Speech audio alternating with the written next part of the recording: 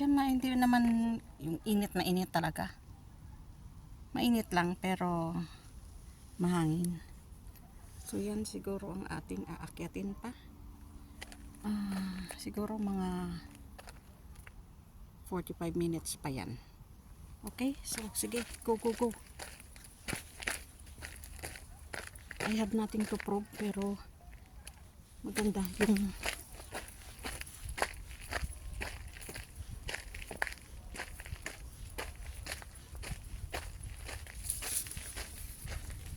kung ano man ang meron dito.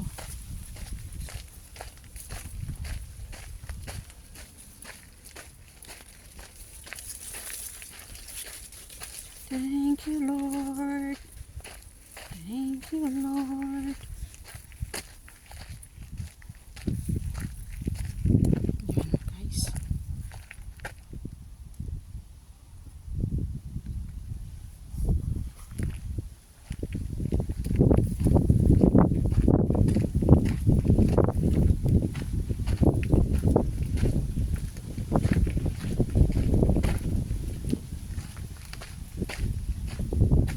Picture tayo dito, guys. Okay.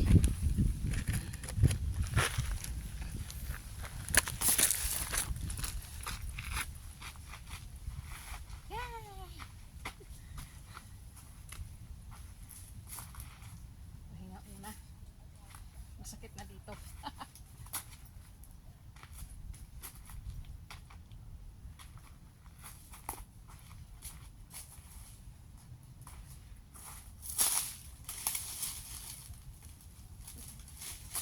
Ganda.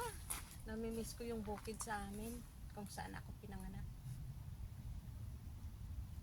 Hindi na pwede balikan yun dahil ibininta na ng kapatid ng tatay ko. So, siya ang pinakabunso pero siya pang nagbinta. Ang tatay ko ang pinaka-eldest. Pero, siya pang nagbinta. Na yun ay minana na namin sa aming lulo.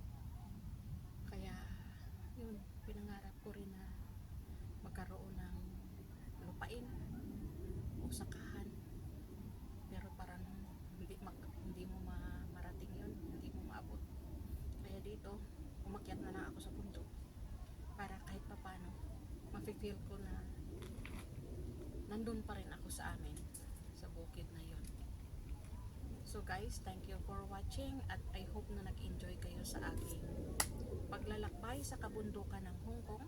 Ito pala ay Shatin District ng Shatin Wai.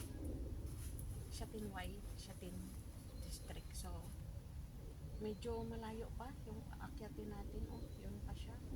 So, medyo pahinga muna tayo ng konti. At inom muna tayo ng kung anong pwedeng mainom para mabawasan ang bigat ng ating bag. Ito ay marami akong baon dito. Meron akong coke, may tubig, may kape, may kanin, daing ang ulam. Sana dapat ang aakyat ay apat, bali apat kami, pero nag-back out yung tatlo.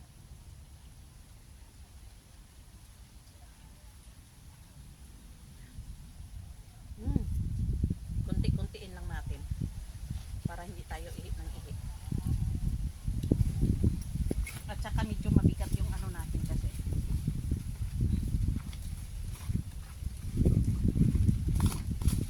Ano pang dapat natin? Buksan dito. May biscuit ako eh. Hindi ko alam kung saan ko na ilagay.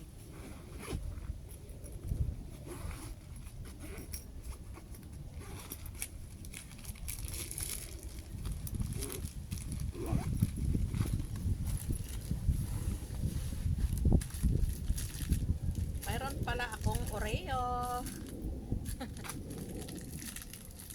Sarap. Ganda dito.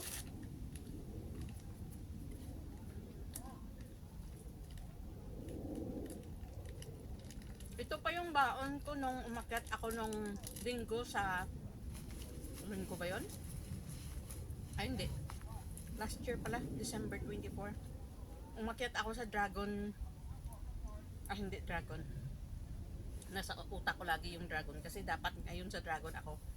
Pero yun na nga, nag-change yung schedule ko dahil dapat today is punta ako ng Dragon Back Trail. Doon siya, Xiaoqiwan. Kaso lang, yung mga kasamahan ko ay mga beginners. Bagong rating galing Pilipinas. Isa ang 1 month, isa yung 3 months, at 6 months yung isa. So, sabi nila baka hindi nila makayanin at sa pagkalunes hindi sila makabangon ba. Kaya sabi ko, o sige, doon na lang tayo sa Tin Buddha. So, mamaya, 10,000 Buddha. So, mamaya, pagkatapos nito, dahil maaga pa naman, dahil part pa rin ito ng Shatin at yung 10,000 Buddha ay malapit din sa Shatin, so doon tayo mamaya. Maghapon-hapon lang. Nagkaroon pa naman. At ito ang inuna ko dahil syempre hindi ko alam ang way at mahirap na pag nagabihan ka dito na nag-iisa ka lang. Mas maganda na yung sa umaga 8 o'clock ako nag-umpisa para at least kung maligaw ka man, alam mo maaga ka pang maka-uwi ba. Hindi naman ako takot na umakyat sa mga bundok-bundok dahil sabi ko nga, di ba?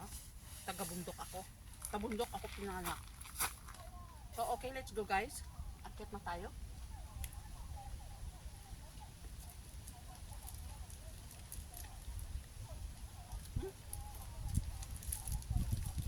Hindi pa naman ako gutom. Doon kanina sa first na pinahingaan ko, doon natumba yung stand ng aking cellphone.